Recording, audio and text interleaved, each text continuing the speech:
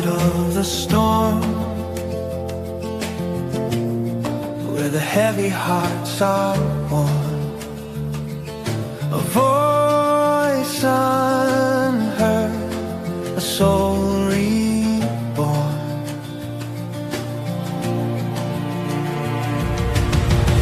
Strong but silent, the weight they bear, breaking walls in the open air. Strong but silent, the truth is clear, let it out.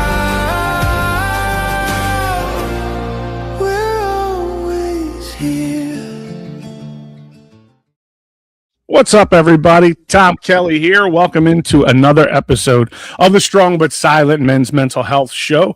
I'm here with my co-hosts, Alan Andrzejkowicz and Mike Fuji, and we have a guest in studio with us tonight, Danny. Gentlemen, what's going on? Same old, man. How are you? Just dandy. Mr. Getting ready for the weekend? Hey, how's everybody doing tonight? All right, Fuji. All right, so tonight's episode is Anger Isn't the Only Emotion, Decoding Feelings, which this one has a special place in my heart. I used to be an angry kid growing up, man. It's a product of, I guess, growing up in the city where it's kind of a lot of cutthroat, a lot of, kind of having to watch your back. People, always kind of keeping you on edge. So this show in particular, I'm kind of looking forward to getting into here. But so Danny down there on the bottom right, 5'9" Sosa, as you see him on your screen. Danny actually tuned into last week's episode because buddy of his was on with his ABJ, Anthony Blackwell, and Danny was very live in the comments and then reached out to me after the show, and Alan and I and Fuji were always telling people, look, if you want to jump on with us, you're more than welcome. So that's why you're here tonight, Dan. Mm-hmm. Welcome in, brother. It was pretty easy, just a simple DM, and the next thing you know, slid in my DMs, and there you go. Yeah, I had to slide in his DMs. But I see your beautiful face. I get that a lot, buddy. I get that a lot. But in all seriousness, we keep it very open around here as far as the invitations for people that want to jump in. It's basically open to anybody. So let's jump into this topic, which like I said, I'm a fan of for sure. So Alan, I'll throw this one at you first. When you think about emotions men are allowed to show, what usually makes the list for you? Or for what did before you started kind of, changing how you look at things? I think anger was one of the only ones, we were kind of allowed to show, men, you can't show the fear or the sadness, the pain that you're feeling. You got to keep your head up, keep pushing through. And the only emotion that's left that you can show is anger while you're dealing with all these other feelings. So yeah, I think anger is one of the only ones that, unfortunately, we've been designed to show. I think we've all been taught in one way or another to kind of keep all those other feelings to ourselves. Fuji, how about you? I know you got a couple years on Alan and myself, not too many, but like when you were a kid, when you were younger, I guess for men out there, what were some of the acceptable emotions that I guess guys could express? I think back in, grow up in the 80s, it was probably more of that macho image, like like, let's just say you're playing baseball and you got hurt.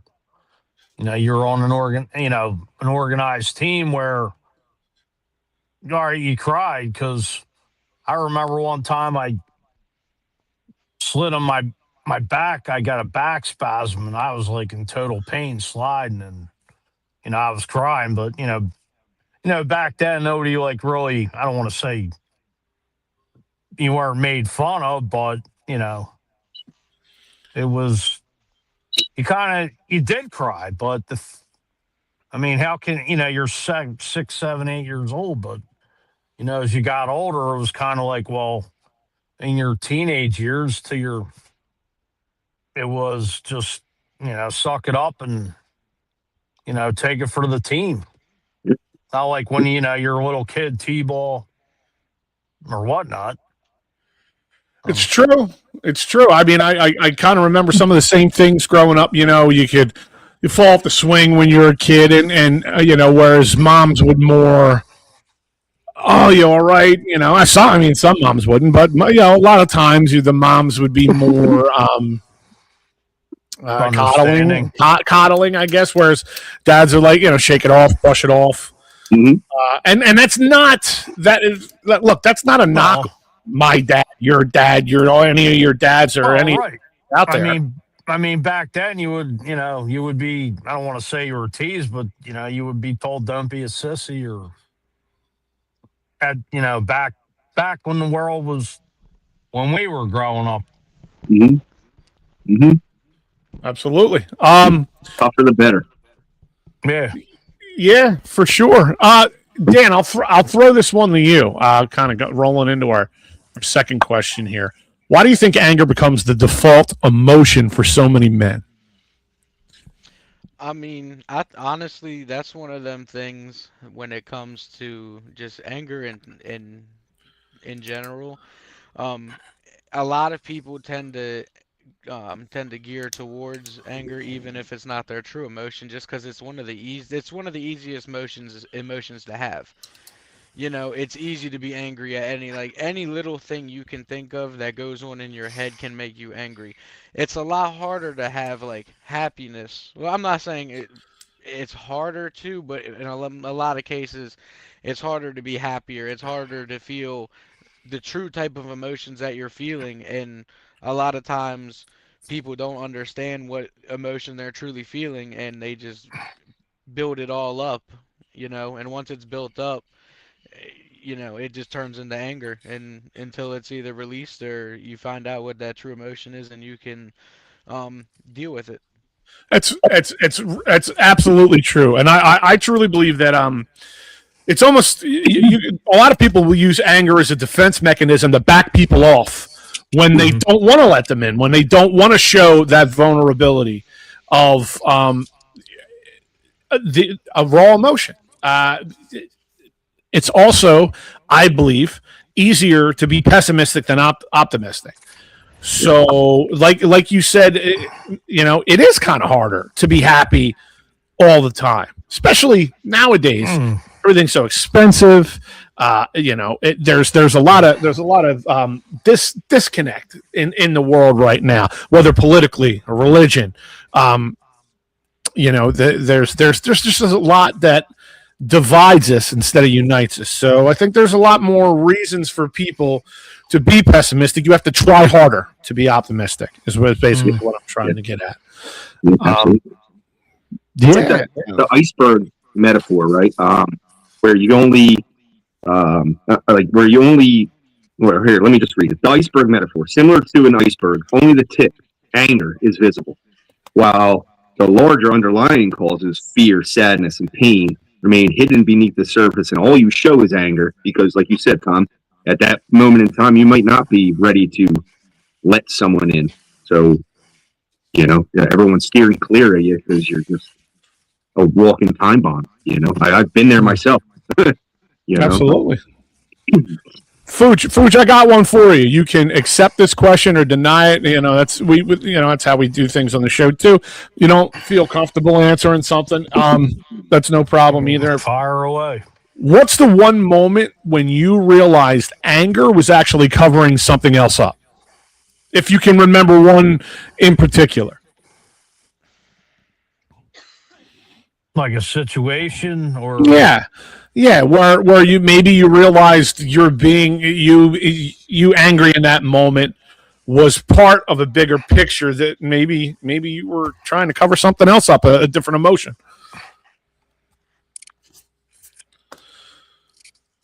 Well, let me think. I mean, I love stumping people with questions. It's very rare with this panel because these guys are great. So I'll take it. Or not stump you, but make you think. I would say, not to rehash it, but it's basically when my mom went in for her outpatient surgery the morning she had her kidney stones lasered, and they found bacteria, and where the sepsis basically set in. Like, I didn't know, my mom wasn't coming out of it. There was like just a lot of, I was distraught. There was an anesthesiologist, doctors, like nobody knew what was going on, and like nobody could even like give me an answer. And here they put my mom in ICU for 8 days, and I was just like, somebody talked to me, like, what the hell is going on here? And it just, the anger, just being distraught and being angry at the same time, like, is basically what did it for me. Wow, Fooch, that's I mean, if that's not a prime example of something like that, I don't know what is. Brian Garrity checking in. Anger is the last emotion. It is the keeping inside that men have become that keeps all other emotions internal. It's true, Bri. Thank you for checking in tonight, by the way, brother. Yeah, it's I don't know. Anger's like that apex emotion, man. It's the one, and I've watched grown men. I've watched people almost not allow themselves to experience that the range of emotion and other emotions and to be truly happy and to allow yourself, or to be truly sad and vulnerable. And Well, it's hard sometimes to see that, but it's the society we live in. well, if you're not going to give yourself grace, not blame yourself for, stuff that, you really have no control over. I mean, I was going to circle back to what you said, the first question. Like, since my mom passed, like, I've, saw, like, watched a lot of stoicism videos, and it was basically, well, what's the point in really getting angry in the beginning when, it's like, it's not what happens, it's how you control your mindset. Like, what's the sense of, like, something bad happening and you punching a wall when, stuff's going to happen regardless in everyday life. It's just how you handle it is the situation. It's it's almost like that revelation where it's not what happens to me. It's how I react to what happens to me. Right. It's how I allow what happens to me to affect me personally. Dan, I got one for you here, bud. What emotions most commonly hide underneath anger, out of hurt, fear, embarrassment, rejection, sadness? What if from your observations, in your life, have you seen what emotion mostly hides underneath anger? If you had to pick one. Truthfully, sadness is the biggest one that hides underneath of anger, because like with sadness becomes like it's one of those things that it's like you may sometimes you don't know what's truly making you sad, and that's making you angry, or you're already down in the dumps, already have that mindset. It's better just to keep that mindset, just to, it's hard to get out of that mindset. So it's a lot of negativity, and I think that's what causes a lot of anger in people. Is the main thing is sadness, or just not being able to cope correctly, or not being able to vent correctly, or truly get and express their feelings. Agreed. Something like this, what we're doing right now, where Dan, we never met you before. You jumped on here with us, but it's like we like to create a welcoming environment for everybody to just kind of be you, man. Whatever you are into, whatever you like to do, like that's awesome. It's they call a safe space nowadays, but it's the truth. And for instance, today I was having an Alan. I have one for you next. But today I was having a rough day. I was inside my own head, which happens often as a 44-year-old, man. You get on yourself, you get inside your own head, you try to troubleshoot your life. You try to think about how you could have done things differently, or you may be in a situation and you feel like it's your fault. And I am not one that can hide anything. Strangers on the street can walk by me and they will know instantly that guy over there is really having a great day, or that guy over there looks like he's going to kill somebody, or this guy looks like he's just going to start crying. Like I wear it on my face, my body language. But that's just me. Alan, is anger always unhealthy, or can it actually be useful? Oh man, that's a good one. Can anger be useful? Yes, I believe. If you're the Incredible Hulk, I guess. Yeah, right. Big green, angry, crush things. No, I think it can be.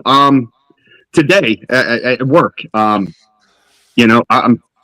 mentally, I'm not there, right? I'm worried about money, worried about kids, worried about all this other things, right? I walk into work and, I have my set route and walk in today, and it's not my set route. It's some of my stuff with a ton of other stuff that's not mine, right? And the initial, I go just angry, right? Just angry right away. You got me doing Van's work. What am I doing here? You know what I mean? Like just straight anger. And I let that fuel me all day. So, instead of just moseying along, I was moving. I was hustling all day because I was pissed off that I had to go do all this work that wasn't mine. So I think it can be, but it's a dangerous slope, I think, as well. Letting anger kind of guide you, because me being pissed off all day today because of work, one thing could have happened out on the road, and that could have been it. Yeah. Could have lost my mind there out on the road and been totally screwed. So I think anger is a slippery slope, but I think it can motivate you, and can help you in some ways if you use it correctly, I guess. That's the biggest part of it. That's a pretty good answer, Alan. Fuge, why do so many men struggle to name what they're feeling? It's not meant, most men aren't dumb guys. Most men aren't unintelligent. If you're an Eagles fan like Mike and Alan and myself, you've heard the term emotional intelligence thrown around by the owner of the Philadelphia Eagles. But why do men struggle to name what they're feeling sometimes? Not like just like what you were saying. Like, some days I could, relate to what, you just, one minute you can be all right, and then the next minute you could get down for whatever apparent reason. And I believe that's normal because it just pops up. Like, why do we get into that mind frame? Like, so, nobody upset you, nothing was said. You got no bad news. You just get you just look around and you're like, why am I down? And I don't know if I believe it's perfect sense. Maybe some folks may think different, but I just think it happens to the best of it. I mean, you can't be happy, Jack, laughing and smiling all the time. It's true. It's true. It's I believe it's hard to, like I was saying, it's hard to stay in a positive mind frame all the time. That's why you get the Gary V's of the world that are out there that sometimes you need outside influence to motivate you, because some of the strongest feelings, some of the most predominant, are sadness, are anger. Happiness is great. We've all experienced it, but I don't want to say it's not realistic, but it's kind of not realistic to expect to be happy all the time. You have to be able to address anger feelings, sad feelings, anxiety. I have anxiety. I take medication for anxiety. I didn't know I had it until one day I had it. So I'm sure I had it my whole life. I just didn't know what it was. But anxiety, depression breeds some of these feelings. Dan, I'll throw another one at you. So what's a simple way to check in with your feelings during a stressful day? I guess basically to check on yourself. Do you have any examples or any ideas of what could be a simple way to do that?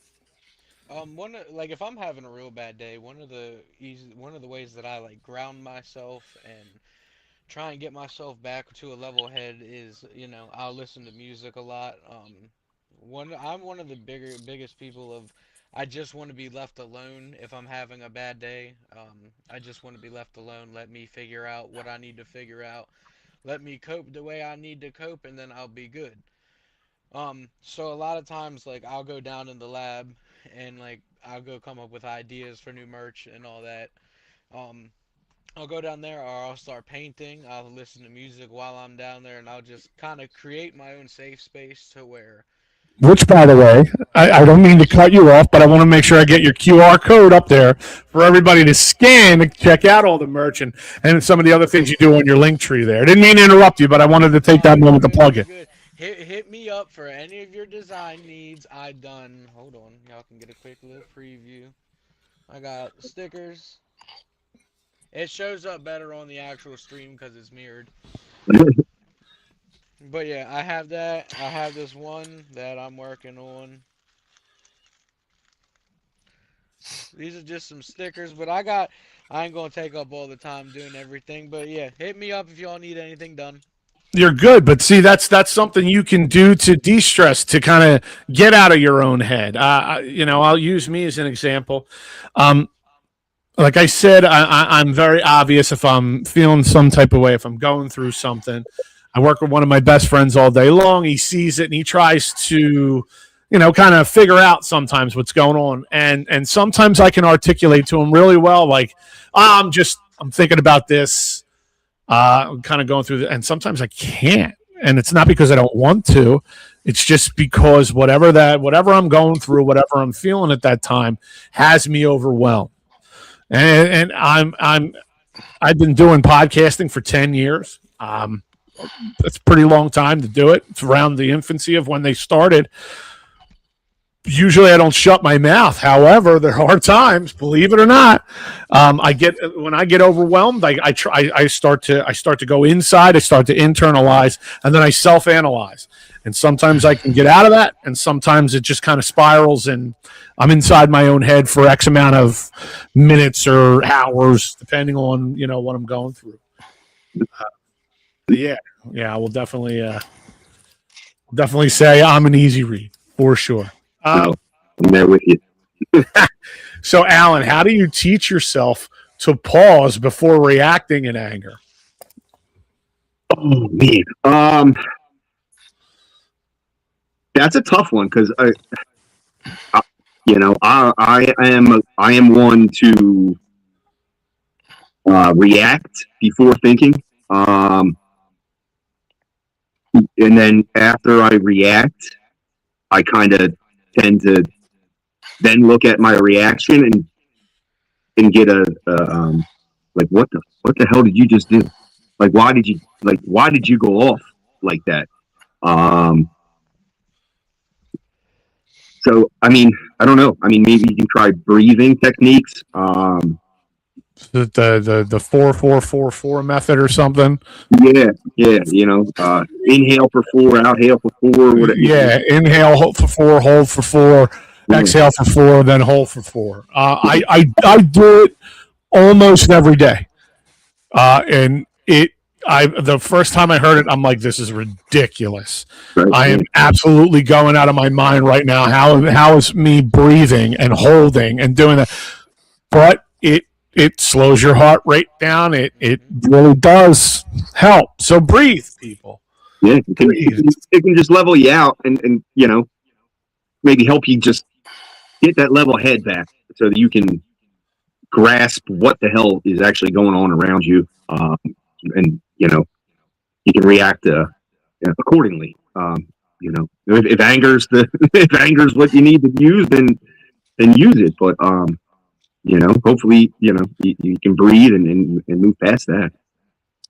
Absolutely. So, Fuge, what are practical ways to slow down emotional reactions in heated moments? Well, I mean, I wear my emotions on my sleeve, Oh, so you're an Italian from Philly. I would fully expect that exact thing. funny. No, it's the truth, brother. Don't forget the quarter Irish in me, but but Now he's I mean, Irish. I mean, over the years, I've used to fly off the handle, but like, where's it really going to get you? And I I honestly, to me, since I work in Center City and I'm having a bad day, I'm just going to walk from 15 to Market all the way down to Second and back, just to clear my head. Like, just also like mentalize and just closing your eyes and just, taking deep breaths. I mean, that's another way, like to me, like I can relate to you, all you gentlemen, where like I just don't want to be bothered for like a certain period of time. Like I just got to get away and decompress. my co-host from the No Skips Music Show, which is on tonight at 8 o'clock, by the way, if anyone's paying attention, Jess said grounding The techniques, shameless which is plug. absolutely 100%, which is yeah, grounding techniques is a great idea. I don't necessarily have any examples of those, but I think breathing is definitely one of the examples of grounding techniques. Jugsy checking in, separate from the situation until you cool down. Yes, and it's like, at least for me, the older I got, the easier it was for me to separate myself from a situation, or step outside of a particular situation and almost look at it from somebody else's point of view, looking at it like I'm looking at people I don't even know. At least for me, I found that works sometimes, for sure. So, Dan, are there exercises that can help men identify what they're feeling? I know I'm throwing boys. I know.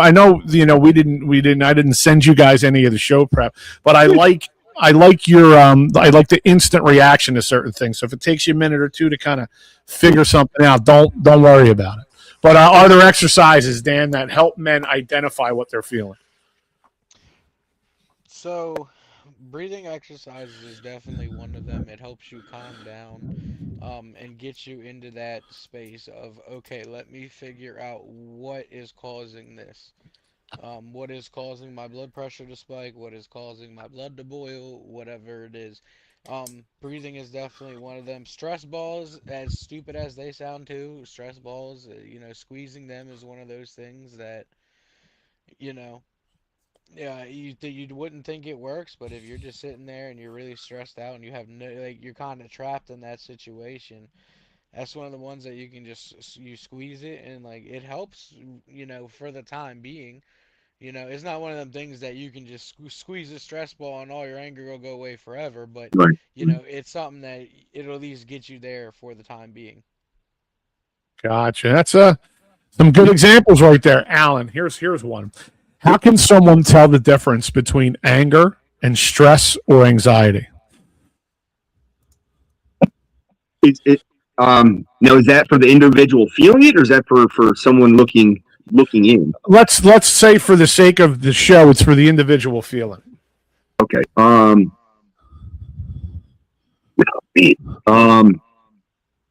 you repeat the question? Yes. How can someone tell the difference between anger and stress or anxiety? I believe, I feel like anger clouds your judgment, where stress and anxiety can kind of get that ball rolling in your head, right? That's the problem with anxiety. You get that ball rolling, you can't stop, and then you're,